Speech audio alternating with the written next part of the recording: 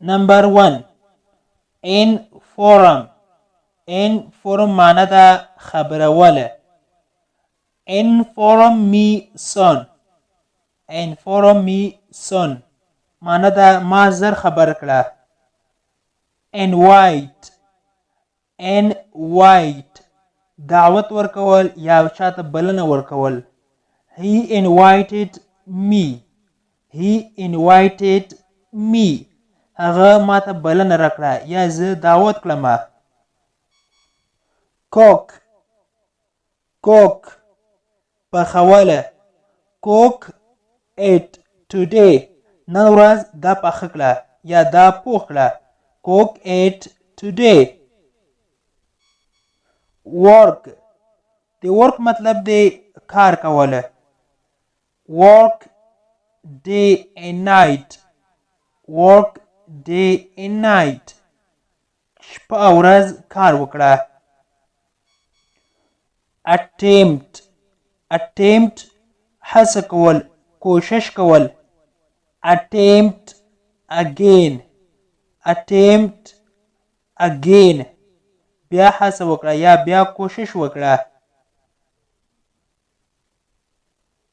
Blame. Blame د blame مطلب دی تهمت لګول تور پورې کوله.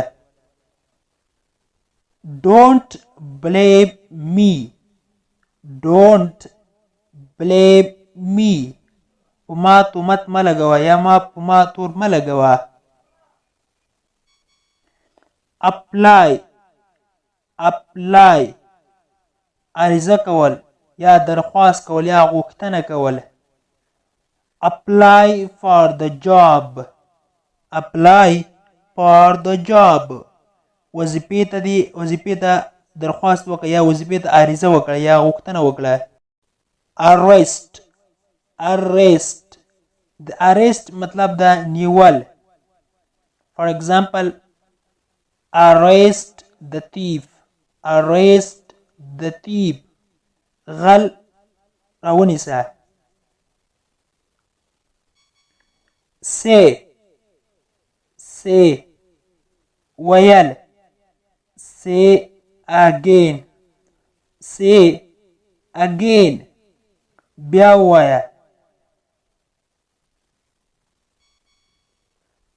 Believe. Believe باور لرل یا باور کوله. Believe me. Believe me په ما باور وکړه. Enter. Enter داخلېدله یو څه ته ننوتل. Enter the room. Enter the room کوټې ته ننوځه یا داخل شه اتاق ته. Call. Call د کال مطلب دی رابلله یو چاته ویل او کال زنګ ته هم لیکي موبایل کول ته هم لیکيږي. For example, call your friends ملګری دی راوبله. Excuse. Excuse معافي کول بخښنه کوله. Excuse me. Excuse me ما ته بخښنه وکړه یا ما ته معافي وکړه. Guide. Guide لارښوونه کوله یو چاته لار ښودله. Guide me please. Guide me please مهرباني وکړه ما ته لارښوونه وکړه یا ما ته لار وښایه. Think. Think فکر کول سوچ کوله. Think about me. Think about me زما باره کې هم لږ فکر وکړه یا زما ته هم لږ سوچ وکړه. Lock. Lock بندول یا کلپوله. بندول یا کلپوله.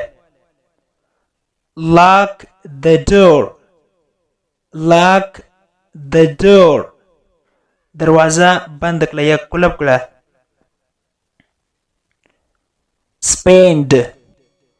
spend مطلب دی تیرول یا خرچه کول یا مصرفول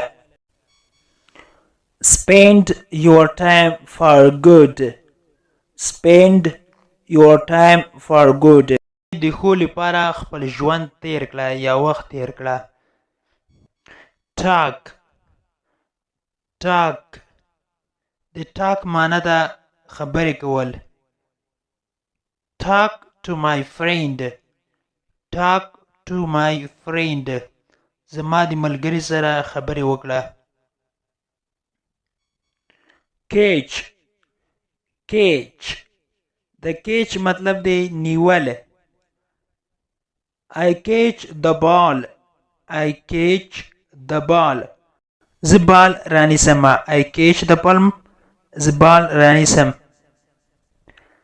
د انګلیش ټو پښتو لرنینګ کورس ګرانو زده کوونکو د نن ورځې کلاس تر دې ځای پورې و هیله ده چې یو څه مو ورڅخه زده کړي وي که غواړئ چې انګلیسي ژبه په سیمپل ساده پښتو ژبه کې زده کړئ نو مهرباني وکړئ زموږ د انګلیش ټو پښتو لرنینګ چینل سبسکرایب کړئ تر څنګ د بیل آیکن ووهئ او بیا په آل کلیک وکړئ دې سره به زموږ هر نوی کلاس چې موږ یې روزانه اپلوډ کوو تاسو ته په خپل ټایم در ورسیږي تر بیا چې زه حاضرېږم تر هغې مو په پاک رب سپارم هر چیرې چې یاست الله مو مل شه Thank you so much for watching.